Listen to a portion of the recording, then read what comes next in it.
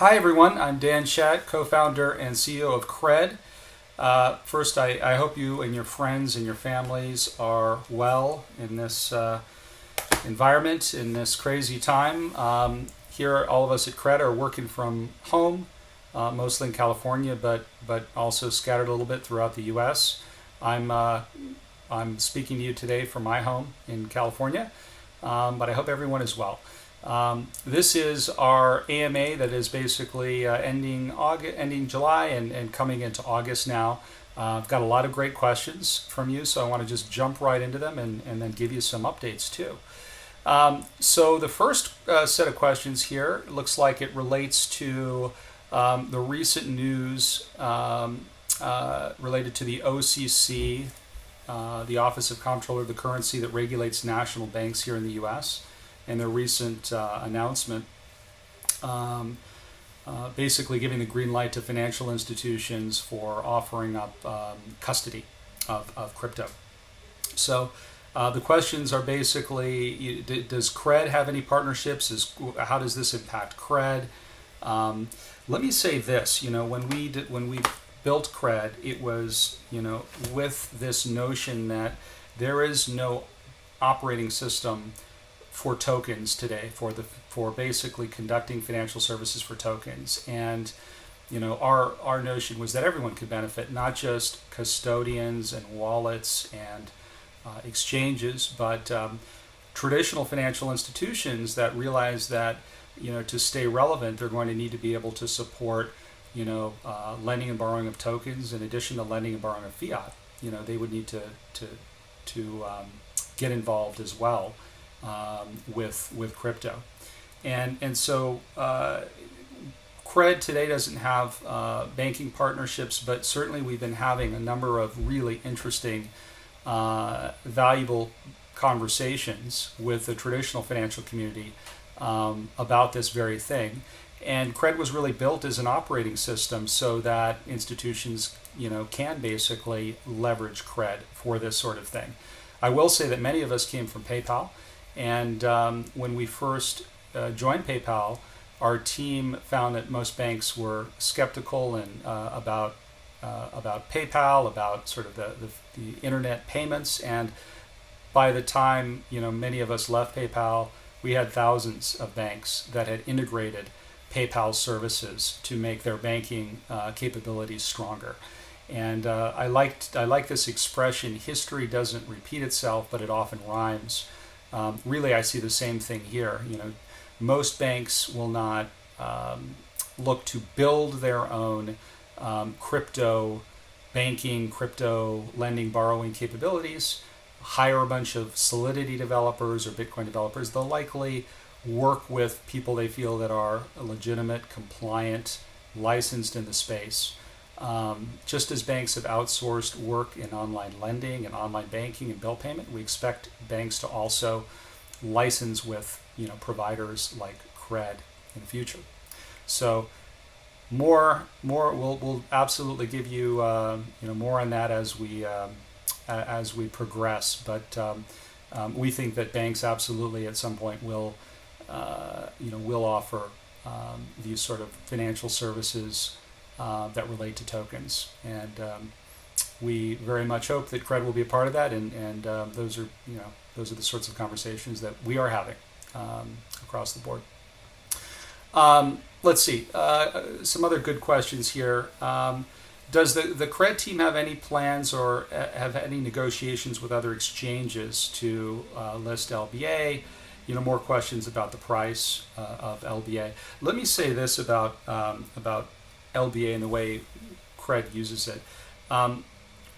LBA for Cred is very much a utility token that we expect to continue to build utility for. So today, customers that hold LBA basically get an unlimited number of programs that they can utilize with Cred to get premium rates with Cred. People that hold Cred generally have 2, 3, 4 programs with us at any given time.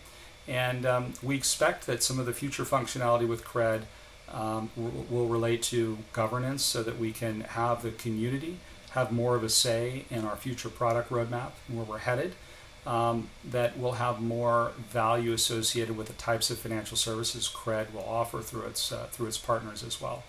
And as the LBA is integrated and people hold LBA, just like Amazon Prime, where you're continuing to get increasing value, that's the way that we see the value of LBA. There's a finite number of LBA out there, and I think probably the biggest challenge right now for LBA, for people that are interested in LBA, is that it's still hard to access, hard to find, and there aren't many places that you can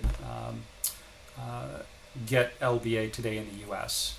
That will change in the future, and more on that probably in the next couple AMAs. But suffice it to say that we continue to support LBA and very much as a utility, and the customers that use it see a lot of value in getting these premium services with Cred. Does Cred, let's see, a couple other questions here related to the Telegram group, noticing that our moderators are sort of not active, noticing that we've got, people coming in from all over the world, sort of an interest in understanding what's happening with the Telegram group. Let me say this, we think that the best way to really have people around the world educated about Cred and what Cred does is to have people that have used Cred talk with those that haven't, and give updates and an understanding of who Cred is and what Cred does. We made a conscious decision that we don't want to get in the middle of conversations. We just want to create forums so that everyone who is interested has a place to go to talk about Cred's product, what Cred is up to, things that they would like to see from Cred. We often see people get there and spam, and we try to do our best to control spam. We see people talking about price. We hope that more of the conversation is around the substantive effects of Cred and how Cred works. And that's really the intention, is to allow our best users that are regularly following us to educate others that are coming into the community. So everyone has a place to go that is interested in understanding or getting a question answered as it relates to how Cred works.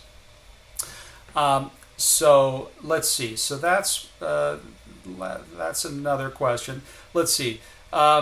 A couple other questions here relate to is any other information on Cred? What's happening? We don't get lots of sort of statistics.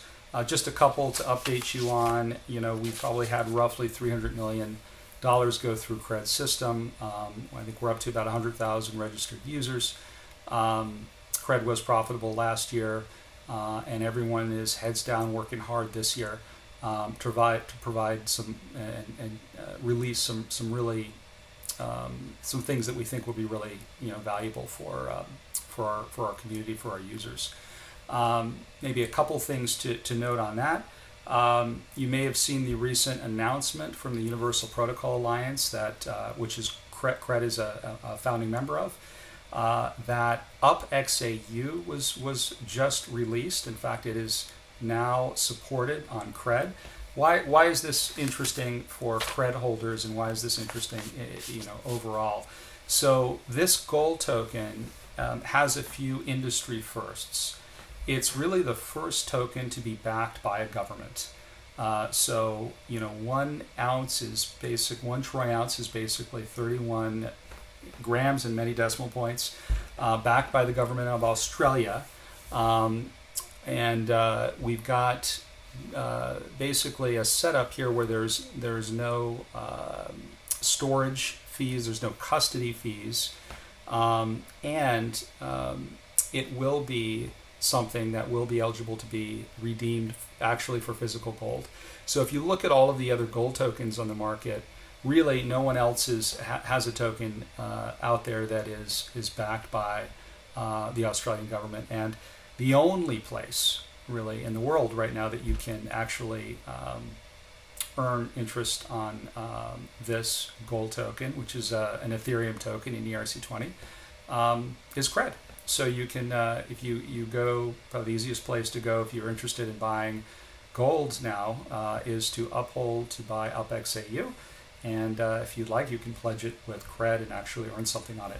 Particularly interesting now since the price of gold has been going up quite a bit, and there's a lot of interest here in what's happening with gold. A couple other things to note that might be of interest to you that are coming up this month. One is that Bitcoin.com, you'll see throughout this week and later this week, we're tightly integrated into their wallet. You'll see a big earn button with Cred within the Bitcoin.com wallet.